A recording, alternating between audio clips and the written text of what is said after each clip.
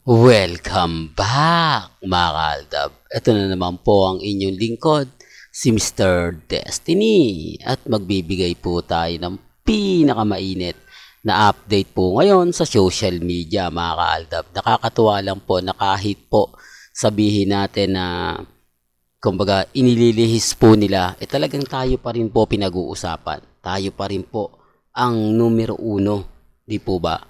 Kahit sabihin po nila na hindi, sinabi ni Alden ganito, iba naman yung pagkakaintindi nyo sa mga sinasabi ni Alden. Okay lang naman po yan. Normal lang naman po yun ang sasabihin nila sa mga nagko-komento po.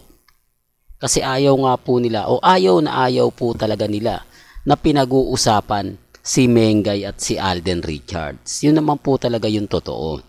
Ba't hindi pa po nila tanggapin ang katotohanan na si Mengay at si Alden nasa social media yan Sabi nga po ng iba, si Congressman Ispate di na raw po mag-aartista, po focus na raw po yan sa kumbaga sa pagiging politiko. Yan base naman po mga kahaldab, galing din naman po yan mismo sa bibig ng malalapit kay Congressman Ispate. Tapos sasabihin nila, magbibigay sila ng mga komento, ganito ganyan, etc. etc.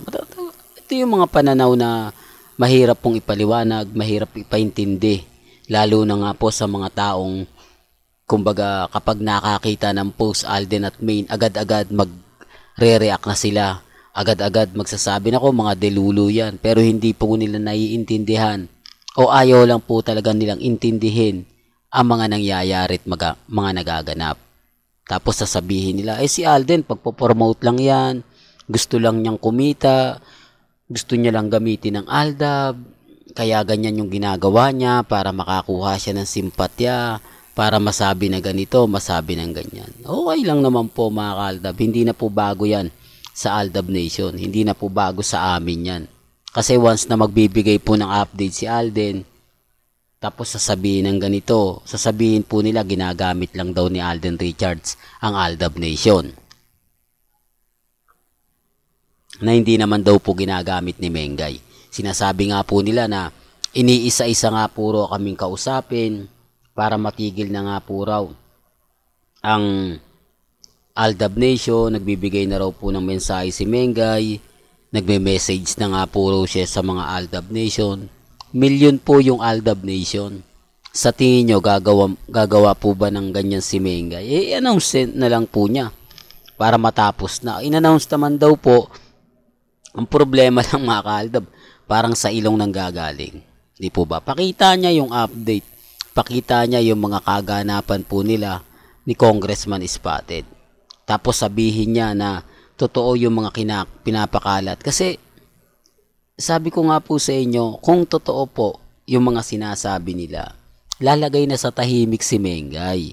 Yan po yung pinapaliwanag ko na mga bitter nga po yung nagsasalita. Mga bitter nga po yung nagre-react at nagko-komento.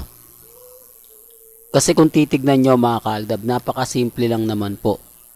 Napakasimple lang naman po yung mga nagaganap, yung mga nangyayari. Para lang klaro, para lang po alam po ninyo. Kasi kung titignan nyo napakarami pong mga nagaganap, marami pong pangyayari. Katulad nga po ng mga update na si Mengay, pansinin nyo, bakit wala po siyang reaksyon sa mga kumakalat ngayon sa social media about sa kanila ni Alden? Tahimik lang po siya. Tapos sinasabi ko nga, mayaman daw po at talagang milyonaryo na si Congressman Ispate at ganun din naman po si Mengay. Bakit ayaw po nila mag-ibang bansa? Bakit ayaw po nilang pumokus po sa magiging anak po nila? Bakit nagtatrabaho pa po si Mengay?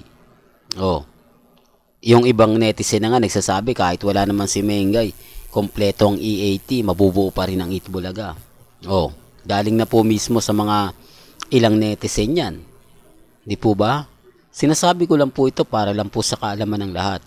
Para sa mga taong dumadaan at bumibisita sa channel natin. Ako, masaya po ako.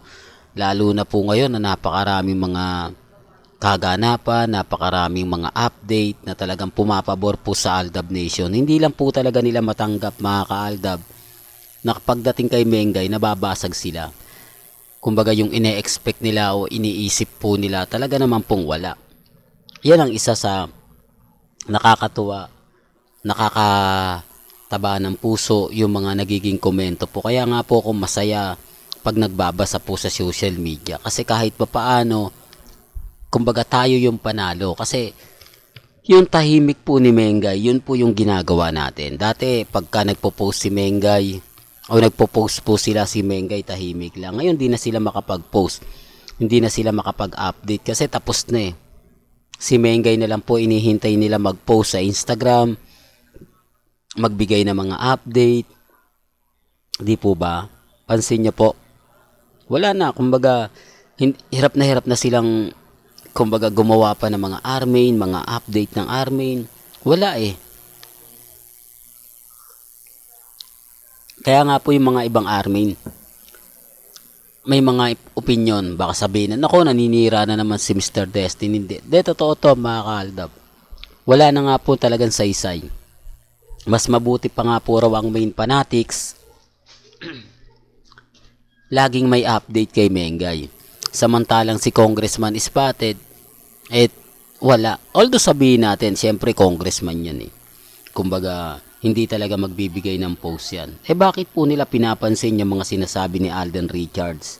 Yung mga komento nila na bakit daw po hindi nabasagin ni Alden ang Aldab Nation para manahimik na, kulang lang daw sa palo ang ADN. Kulang daw po sa pagmamaniobra ng sasabihin. Kasi si Alden daw po kasi ang isa sa nakikita nilang nagpapalakas ng loob ng Aldab Nation. Totoo naman po eh.